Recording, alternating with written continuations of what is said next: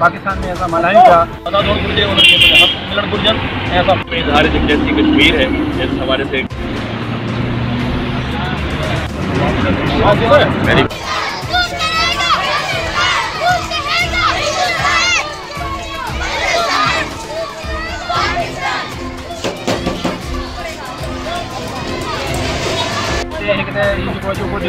पाकिस्तान में ऐसा मनाई था यकजहती है कश्मीर वायरन सां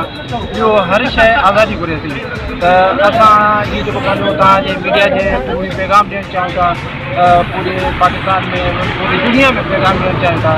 कश्मीर के आज़ाद कयो वञे छो जो इहो हिन जो बुनियादी हक़ है हक़ मिलणु घुरिजनि ऐं असां फोर्सिस जो तमामु इन करे असांजे आई साहब जो कमु आहे असांजे डी आई साहब जो एडिशनल आई साहब जो असां एस एस साहब सां गॾु आहे ऐं इहो असां ॾींहुं मल्हायूं पिया ऐं आवाम में जागरता ॾियूं पिया ऐं प्लस में रोड सेफ्टी जा मटीरियल उन में रोड जे मुताबिक़ वधायूं पिया हर माण्हू असां नकी रोड ते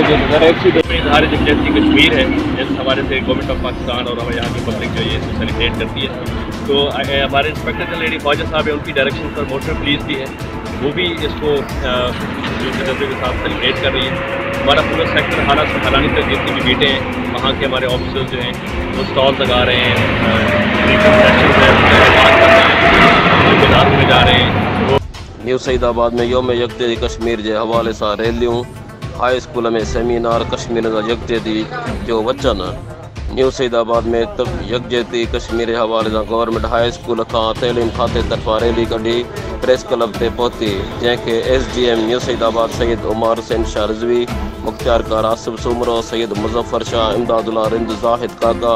अब्दुलवास उमरानी सिविल सोसाइटी अगवाणन अब्दुल वाहिद उमरानी वक़ार अहमद लाको बेन खिताब किया न्यू सईदाबाद शहर में तहरीक आज़ादी कश्मीर न्यू सईदाबाद के तरफा कमरदीन बलोच की अगवानी में रैली निकती न्यू सईदाबाद बाईपास से मोटरवे पुलिस के तरफा SSP मोटरवे सजाद हुसैन भट्टी नौशाद अहमद शेख अरबाब ज़रदारी अज़ीम ज़रदारी तरफा सेमिनार मुनक़िद किया वो रैली कढ़ी वही उन मौके पर मुख्य खिताब कंदे चयो तो कश्मीर की आज़ादी उन्हनि जो हक़ है और उन्हनि खे मिलणु खपे जॾहिं त जमायत उल दअवत जी कश्मीर कारवां हिमायत में समय माण्हुनि जी तइदाद में रैली शहीद बेनज़ीर भुट्टो चौक का शहर के आखिरी ताईं कढ़ी वही है मुख़्तलिफ़ चौकन से खिताब कंदे सलीम कश्मीरी चयो तो कश्मीर में मुसलमाननि नंढड़नि ॿारनि तोड़े वॾनि ते वॾो ज़ुल्म कयो पियो वञे ऐं हिननि त सिधियूं